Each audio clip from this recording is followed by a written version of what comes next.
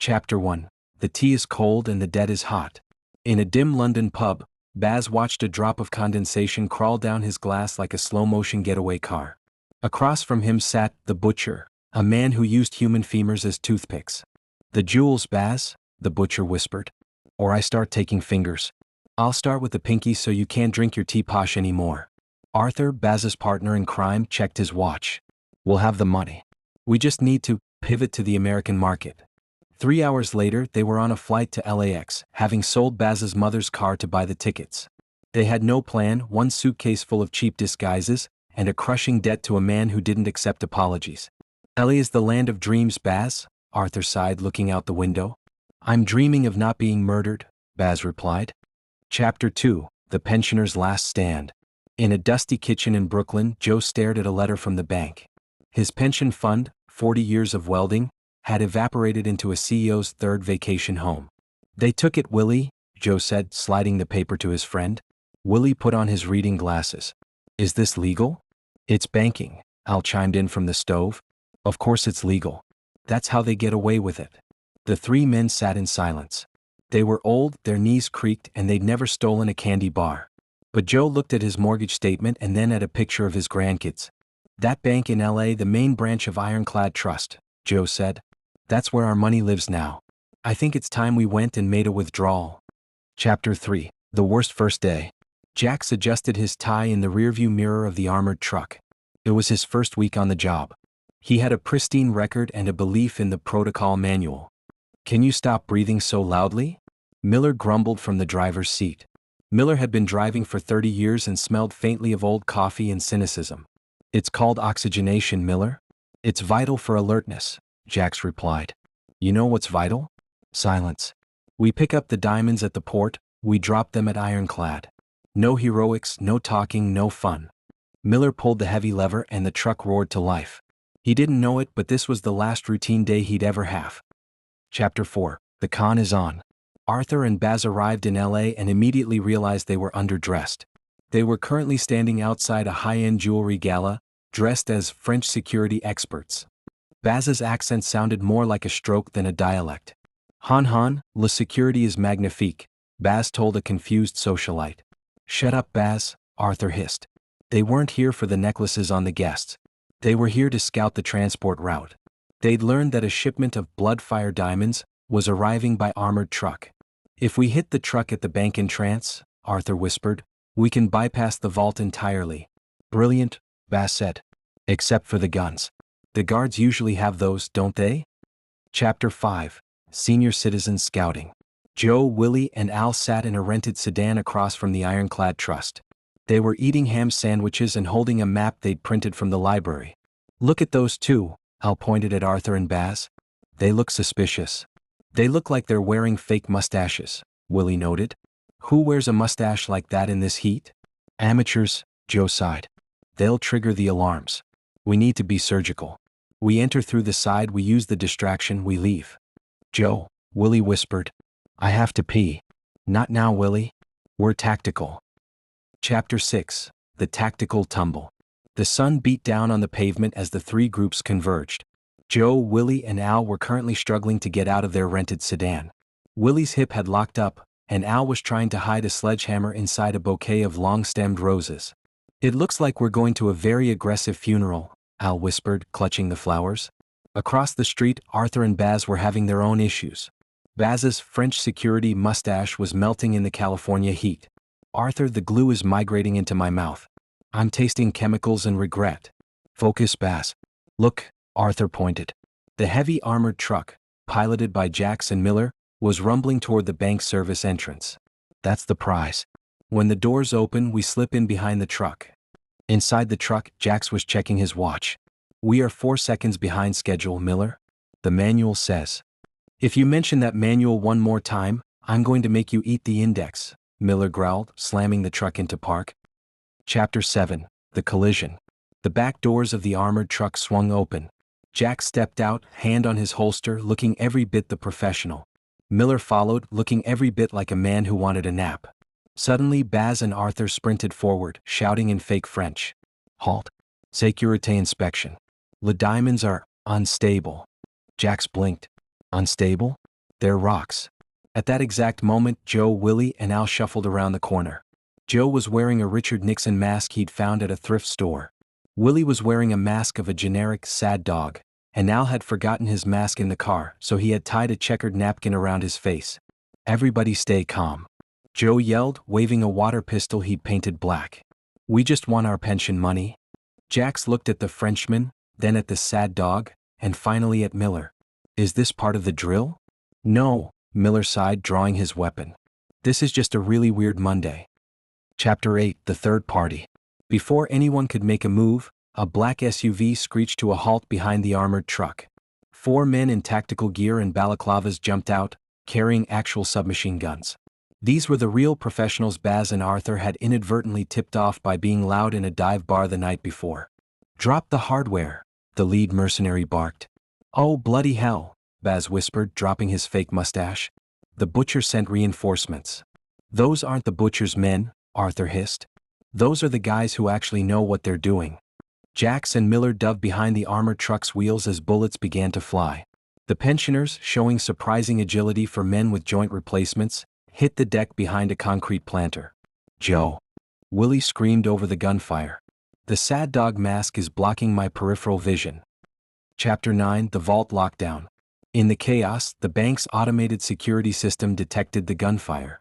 A massive, hydraulic steel gate began to descend over the entire loading bay. "We're getting locked in," Jax yelled. He grabbed Miller by the vest and hauled him toward the closing gap. "Wait for us." Baz scrambled forward, dragging Arthur by his French scarf. Joe, Willie, and Al looked at each other. They had 2 choices: stay outside and get arrested, or worse, or go into the belly of the beast. "For the pension," Al roared, charging forward with his sledgehammer bouquet. The 8 of them, 2 con men, 3 seniors, 2 guards, and 1 very confused mercenary who tripped, slid under the gate just as it slammed shut with a bone-shaking thud. They were now trapped inside the most secure loading bay in the Western Hemisphere. Chapter 10: An Unlikely Alliance. Silence fell, punctuated only by the hum of the air conditioning. The mercenary who had slid inside was quickly disarmed by Miller, who used a very heavy ledger to knock the man unconscious. "Right," Miller said, breathing hard. "I've got a truck full of diamonds, a rookie partner who's hyperventilating, 2 idiots in berets, and 3 grandpas who look like they're lost on the way to a buffet." "We aren't lost," Joe said, pulling off the Nixon mask. "We're victims of corporate greed." Arthur stood up, dusting off his suit. "And we are victims of a high-interest loan. Look, the professionals are still outside trying to burn through that gate. We have about 20 minutes before they get in here and kill us all." "He's right," Jax said, finally finding his voice. "The vault is on lockdown. No one gets in or out. But there's a service tunnel under the floorboards used for the old steam pipes." "Can we fit?" Baz asked, looking at Al's belly. "If we work together," Joe said, "we might just get out of here with everyone's money." Chapter 11: The Steam Pipe Shuffle. The loading bay echoed with the rhythmic thud-thud-thud of the mercenaries outside using a thermal lance on the gate. "That sound," Willie whispered, "is exactly how my heart feels after a brisk walk." Jax, governed by his internal manual even in a crisis, pointed to a heavy iron grate. "The service tunnels lead to the old subway system. If we can lift it, we have a path. But it takes 3 men to turn the manual release." "I spent 40 years in a shipyard," Joe said, rolling up his sleeves. Willie, get over here. Let's show these youngsters how we used to move steel." While the pensioner strained against the rusted lever, Arthur and Baz were busy liberating the diamonds from the truck. "We're just holding them for safekeeping, Miller," Baz said, stuffing velvet pouches into his oversized pockets. "Put half of those back," Miller growled, leveling a look at the con artists. "We need leverage. We give the mobsters a few stones to go away, keep enough to cover the pensions, and the rest goes back to the insurance company. It's the only way we all walk away clean." Chapter 12: Darkness and Dentures. The grate gave way with a groan of tortured metal. One by one, the unlikely octet, plus their unconscious mercenary guest who they tied to a pipe, descended into the humid darkness. The tunnel was narrow and smelled of wet pennies. "It's like the London Underground," Baz muttered, "but with more spiders and less charm." Suddenly, a loud crack echoed from above. The mercenaries were through the gate. "They're in the bay," Jax hissed. "Move lightly." "I can't move lightly," Al whispered back. "My knees sound like a bowl of Rice Krispies." As they hurried through the muck, Arthur noticed the junction box. Baz, give me your lighter and that flask of cheap bourbon you keep in your coat. Not the bourbon, Artie. It's the only thing keeping me numb. Give it here. I'm going to give our friends a warm welcome. Arthur rigged a primitive conman's cocktail near a gas line bypass. It wouldn't kill anyone, but it would certainly make the tunnel very bright and very loud. Chapter 13. The Great Misdirection. They emerged in a derelict subway station beneath 7th Street. The group was covered in grime, looking less like master thieves and more like a very confused theater troupe. We can't just walk out the front, Miller said, peering through the station's grimy windows. Police will be everywhere and the mercs will be watching the exits. That's where the art of the con comes in, Arthur said, a glint in his eye. Jax, give me your uniform jacket. Willie, I need that sad dog mask. We're going to give the police exactly what they expect to see, a group of suspects fleeing in the wrong direction. Arthur and Baz, using their theatrical background, staged a chase.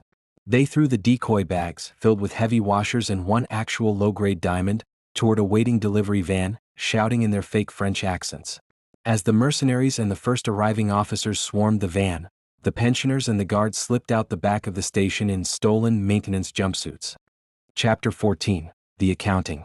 2 hours later, they were huddled in a quiet diner in San Pedro. The news was already showing the French diamond thieves being apprehended, only for the police to find two very confused hired actors Arthur had called from a local talent agency using a burner phone. Joe opened a small, nondescript bag on the table. Inside were enough high-clarity diamonds to fund 3 pensions 10 times over. We only take what was ours, Joe said firmly, sliding a handful of stones toward Miller and Jax. The rest is for you two for not shooting us. And us? Baz asked, pouting. We did the pyrotechnics. Arthur sighed, pulling a single massive red stone from his sock. I kept the blood fire ruby.